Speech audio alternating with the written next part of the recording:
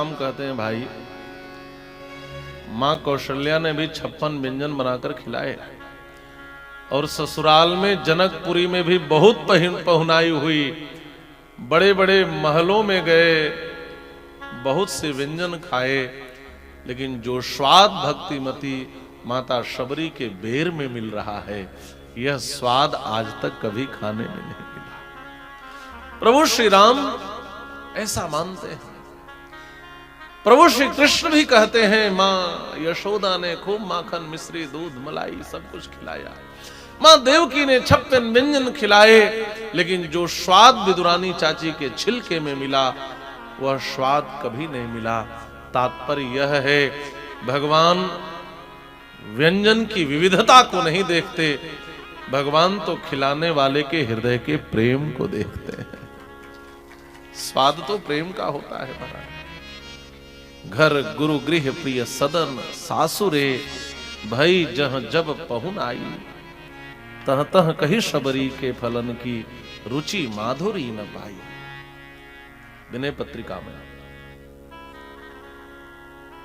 भगवान भक्तिमती शबरी के फलों को खाकर के आनंद विह्वल हो गए, आनंदित हो गए। अब एक बात यहां जो समझने लायक है वह यह है कि जूठे फल की बात आती है, कवियों ने लिखा है, कविताओं में मिलेगा और कुछ कवियों की रचनाओं में मिलता है, लेकिन महर्षि वाल्मीकि ने और गोस्वामी तुलसीदास जी ने ऐसा नहीं लिखा है कि भक्तिमती शबरी जी ने राम जी को जूठे बेर खिलाए या जूठे फल खिलाए।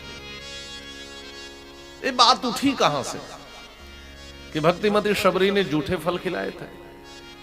तो पद्म पुराण का एक श्लोक है कि जब शबरी जी बेर का संचयन करने, या वन्य फल जो भी होते हैं, वन्य फल माने वन में मिलने वाले फल, उसमें बेर भी है, तो वन्य फलों का संचयन करने, संग्रह करने, लेने तोड़ने जो आप समझे जाती थी, तो स्वयं आसाद्य माधुर्यम परीक्ष परिभक्ष च, ये पद्म पुराण का श्लोक है।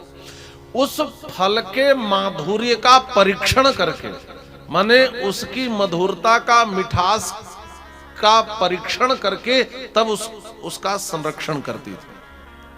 ठीक है, तो आप किसी बगीचे में गए, मान लीजिए आम का बगीचा है, तो पूरे पेड़ के आम को खा करके चख कर देखते हैं क्या? एक वृक्ष का एक फल आपने खाया और आप समझ गए कि इस पेड़ का फल मीठा है कि खट्टा है। आप जंगल में चले जाएं, बेर के 20 झाड़ियां हो, बेर की 20 वृक्ष हो, तो आप एक फल चख के देख लिए, आप समझ गए कि इस पेड़ का फल खट्टा है कि मीठा है।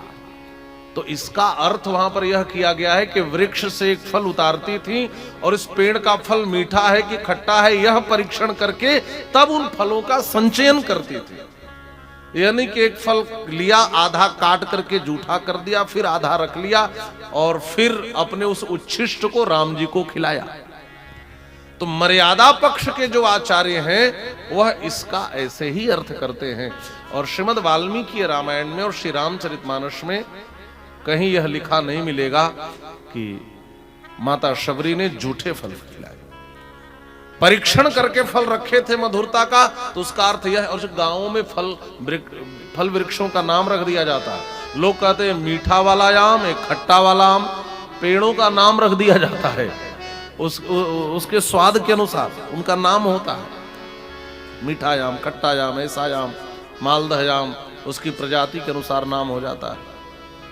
लेकिन भावुक भक्तों ने जो लिखा है उनकी भी रचना को प्रणाम है। देखिए, भगवान जूठे फल भी खा सकते हैं। हमारे ठाकुर जी इतने कृपालु हैं कि उनको जूठे फल खाने में भी कोई आपत्ति नहीं है। लेकिन एक जो तथ्यात्मक बात थी वह भी हमने आपके सामने रख दिया, क्योंकि बहुत से लोग इस प्रश्न को लेकर आते भी हैं। तो इसको भी समझना चाहिए कि बात चली कहां से और किस ग्रंथ में क्या लिखा हुआ है, इसको भी सुस्पष्ट रूप से हमें जानना चाहिए। इस प्रकार से भक्तिमती शबरी के इन फलों का भगवान ने आरोगण किया है।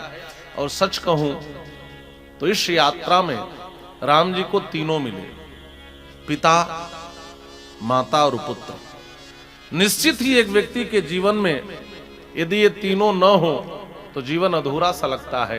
राम जी अयोध्या में माता पिता भाई सबको छोड़ करके आए तो कहीं न कहीं एक अधूरापन लगता था, लेकिन इस वन में पिता की तरह जटायु जी मिले, माँ की तरह शबरी जी मिली और आगे पुत्र के रूप में श्री हनुमान जी महाराज मिलेंगे। राम जी को तो इस वन में माता पिता पुत्र सब प्राप्त हुए हैं महाराज।